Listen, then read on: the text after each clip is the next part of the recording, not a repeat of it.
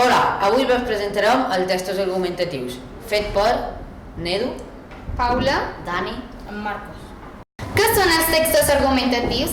Els textos argumentatius serveixen per convèncer algú.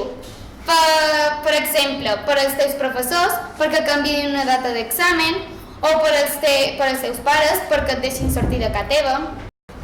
Argumentar vol dir defensar una o més idees en raons i ser capaç d'arribar a conclusions que puguin persuadir l'interlocutor de la nostra idea. Tipus de textos argumentatius: debat, article d'opinió, anunci publicitari i discurs polítics. Estructura: introducció, argumentació i conclusió. Introducció: és on trobam la idea que vols defensar. Argumentació: expliquen de manera ordenada i clara els arguments. Conclusió: és la reafirmació de la tesi que s'ha argumentat.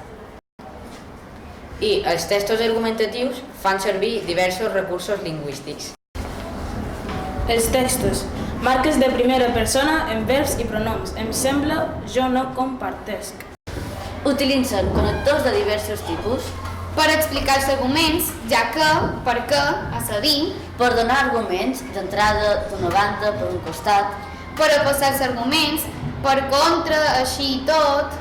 per concloure en conclusió, per tot això, per concloure. Interrogacions retòriques, és a dir, preguntes que fa l'autor no amb l'objectiu d'obtenir una resposta, sinó l'atenció del lector.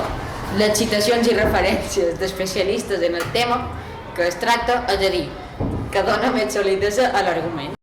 Lèxic i expressions valoratives. M'agrada, m'estim més, és millor, etc. Moltes gràcies per escoltar-nos.